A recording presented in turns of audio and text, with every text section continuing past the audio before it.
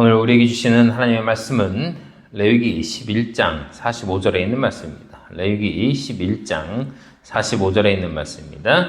다 같이 한 목소리로 하나님께 봉독해 올립니다. 나는 너희 하나님이 되려고 너희를 이집트 땅에서 데리고 올라오는 주니라. 그런즉 내가 거룩하니 너희도 거룩할지니라. 아멘. 기도하겠습니다. 전능하신 주님, 말씀 전합니다. 주님의 말씀만 드러나게 하여 주시고 주님의 이름만 드러나게 하여 주시옵소서. 홀로 영광받아 줄 믿습니다. 이 시간 함께하여 주시옵소서. 감사드리는 모든 말씀 예수 그리스도 이름으로 간절히 기도드립니다. 아멘. 할렐루야, 반갑습니다. 오늘은 죄란 무엇인가? 첫 번째 시간으로 이제 몇 주 동안 죄가 무엇인가? 성경에서 말하는 죄는 어떤 것인가에 대해서 말씀을 전하도록 하겠습니다. 오늘 우리가 읽은 말씀 레위기 11장에서 보면 45절에 나는 너희 하나님이 되려고 너희를 이집트 땅에서 데리고 올라온 주다라고 말씀하고 계십니다. 하나님께서 이스라엘 백성들을 이집트 땅에서 출애굽을 시키시고 그들을 광야에서 40년 동안 그 훈련을 시키시고 가나안 땅에 들어가기까지 하시는 인도하시는 하나님이신데 그 이유는 무엇이냐? 너희를 거룩하게 하려고 그렇게 했다라고 말씀하고 계신 거예요. 이스라엘 백성들이 이집트를 나올 때에 하나님께서 그들이 애굽 땅에 내려진 이집트 땅에 내려진 10가지 재앙이 마지막에 뭐예요? 첫 번째 난 새끼는 다 죽는다잖아요. 그래서 이스라엘 백성들이 양의 피로 인방과 문설주에 이 피를 바르면 유월한다, 넘어간다, 죽음이 넘어간다 해서 그들이 유월절이잖아요. 그 유월절이 시작이 거기란 말이에요. 그래서 그들을 어린 양의 피로 구원받게 해 주신 거예요.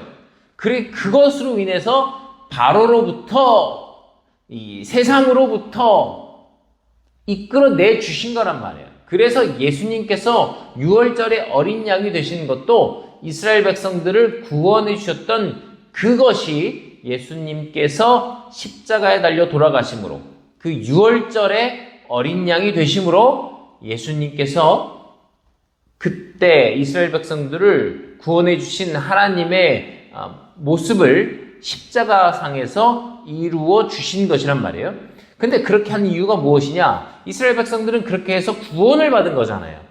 종의 노예, 애굽의 노예, 애굽의 종으로서 노예로서 살던 애굽에 있던 이스라엘인들을 이끌어 내주신 거란 말이에요. 자유인으로서 하나님의 백성으로 이끌어 내주신 거란 말이에요.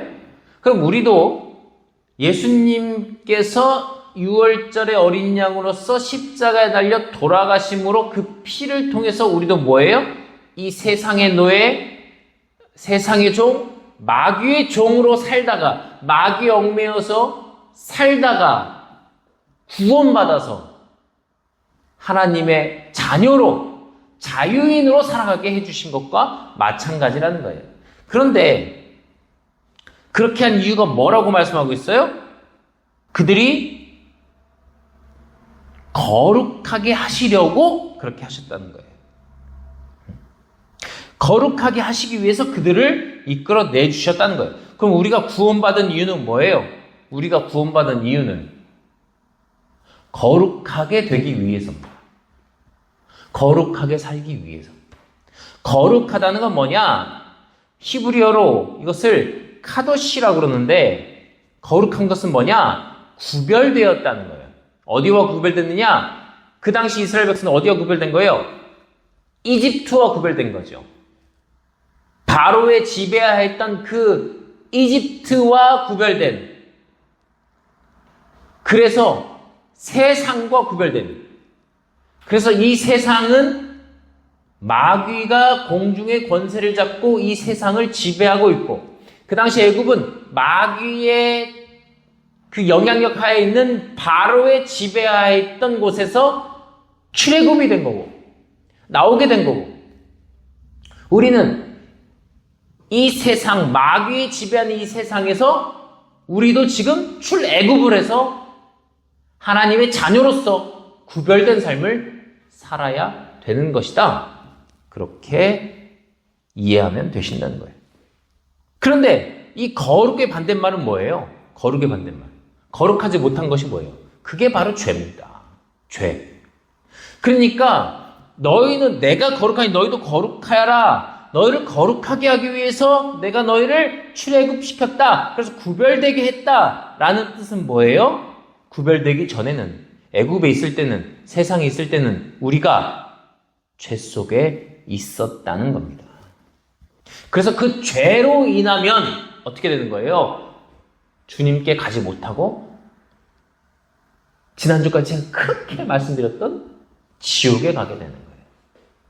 그러니까 우리가 구별되지 않고 살아가게 되면, 구별되지 않고 여전히 출애굽하지 않은 상태로 이 세상 속에 마귀의 영향력 아래 살고 있게 되면 우리는 죄악 속에 살게 되는 것이고, 그 죄로 인해서 영원한 생명을 얻지 못하게 되는, 영원한 죽음으로 가는, 둘째 사망으로 가는 길로 다이렉트로 가게 되어 있다.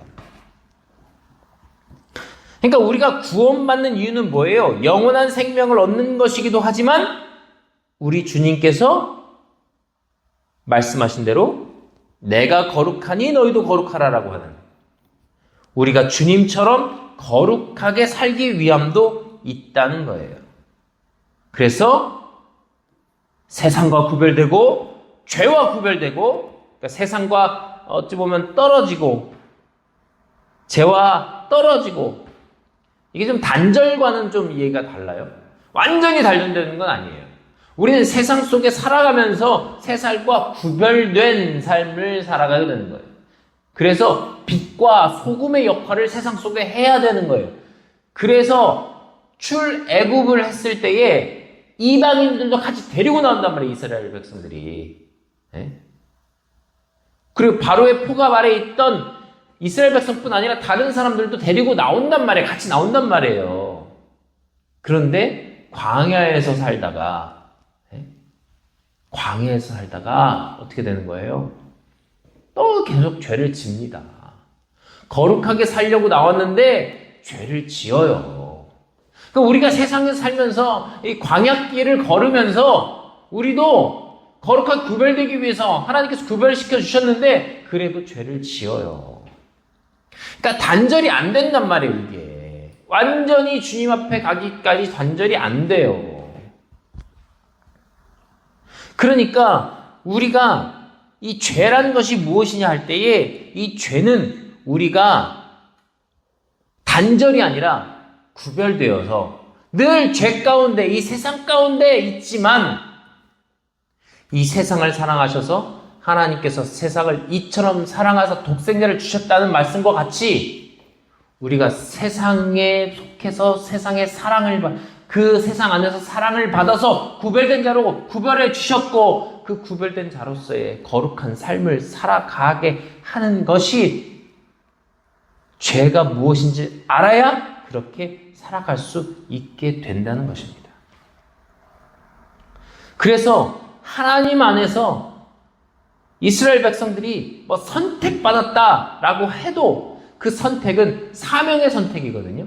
그 사명의 선택을 받은 선민이라는 그들이 하나님께서 그들을 이끌어내 주셔서 무엇을 하기 위한 거예요? 이 모든 세상을 구원해 주실 예수님이 그 민족 아래서 태어나게 하시는 그 길을 열어주시기 위해서 아브라함을 택하시고 이삭을 택하시고 그 중에 이삭의 아들 중에서도 에서가 아니라 아벨을 택하셔서 그를 이스라엘로 만드셔서 이스라엘 12지파를 통해서 이루어 주셨다는 거예요. 특별히 거기서도 또 유다지파가 선택받아서 또 그 유다지파에서 다윗 왕이 나오고 다윗 왕의 자손으로 예수 그리스도가 나오게 되는 그런 일들이 성경을 통해서 이루어지고 있다는 거예요. 그 예수님께서 십자가에 달려 돌아가심으로 우리가 구원받았고 그 구원받음으로 인해서 거룩히 구별되어서 그 구별함을 통하여 하나님 앞에 온전히 서고 하나님과 교제할 수 있는 그런 자리가 된다는 거예요.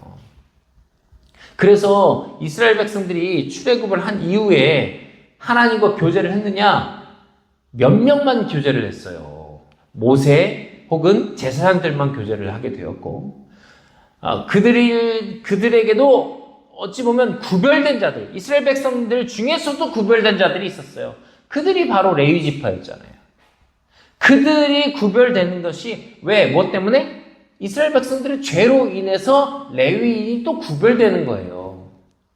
그 구별된 레위를 통해서 그들이 제사장 그 지파가 되잖아요. 근데 지금은 어떻게 돼요?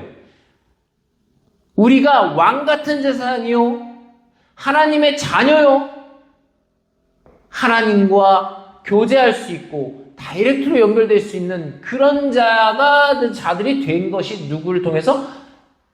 대제사장 대신 예수 그리스도를 통해서 이루어진 거란 말이에요. 그래서 지금도 하나님 안에서 우리가 하나님께 나아가고 하나님께 기도하는 것을 자꾸 막는 무언가가 있다면 잘못됐다고 제가 말씀을 드렸죠. 그래서 가톨릭이 좀 잘못됐다. 왜? 나의 죄를 하나님께 직접 올리지 못하고 사제를 통해서, 사제가 제사장이거든요. 아직도 그들은 미사를 지냈잖아요. 미사. 예배가 아니라 미사예요. 제사 같은 의미예요. 그래서 매주 이제 만찬을 하면서 매주 예수님의 피와 살을 이렇게 나누는데 그것이 제사예요, 제사. 예수님은 아직도 제사를 지내고 있는 거예요. 우리는 그런 개념이 아닙니다. 믿는 자는 그런 개념이 아니라 제사장은 누구예요? 우리 모두가 제사장이에요. 왜? 예전에는 성소에 들어갈 수 있었잖아요. 제사장만. 그리고 대제사장만 지성소에 들어갈 수 있었단 말이에요. 일반 백성과 구별된 자로 살았단 말이에요. 근데 우리는 지금 구별된 게 그렇게 구별된 게 아니에요. 이 세상과 죄와 구별된.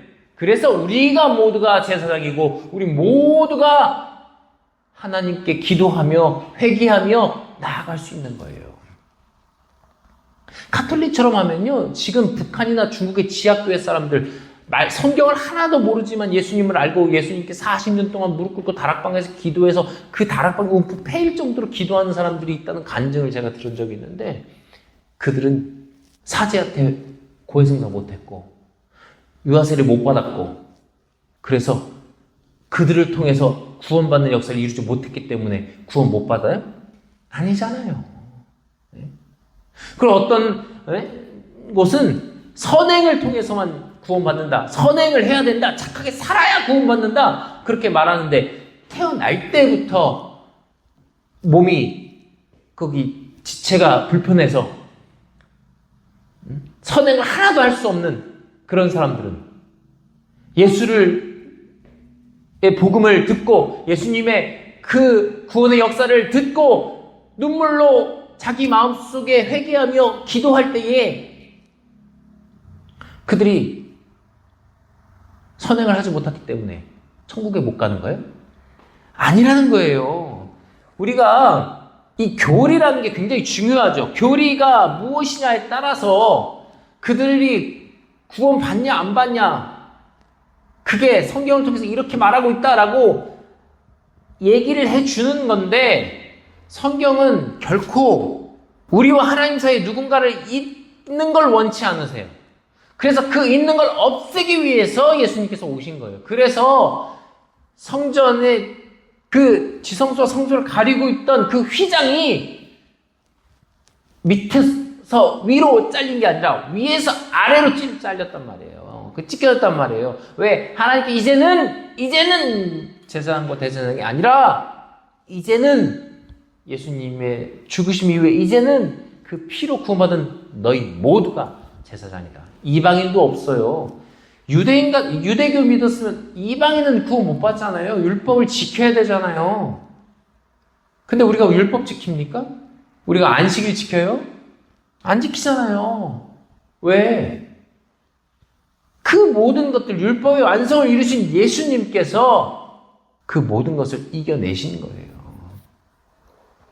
그렇기 때문에 우리가 하나님 앞에 거룩히 구별된 삶을 살아가기 위해서는 죄가 무엇인지 알아야 되는 거예요. 그러니까 하나님께서 우리가 거룩하게 살기를 원하신다는 거예요. 그것을 이 교리적으로 보면 성화된다라고 얘기하거든요. 성화. 거룩해지는 거예요. 그 성화의 과정이 이스라엘 백성들이 40년 광야 생활 동안 일어났던 그 일들이에요. 죄 많이 짓잖아요. 우리가 구원받았다고 죄 안 져요? 죄 짓죠. 그런데 그 죄를 지어도 우리가 성화되는 과정을 거쳐야 되는 거예요. 여러분 생각해 보세요. 저도 예수 믿은 지 한 40년이 다 돼가요. 어릴 때 구원받았으니까. 예수님 만나고 정말 눈물로 펑펑 흘리면서 주님께 간구하며 나아갔으니까. 그리고 그 이후에 죄를 안 졌을까요? 많이 짓죠.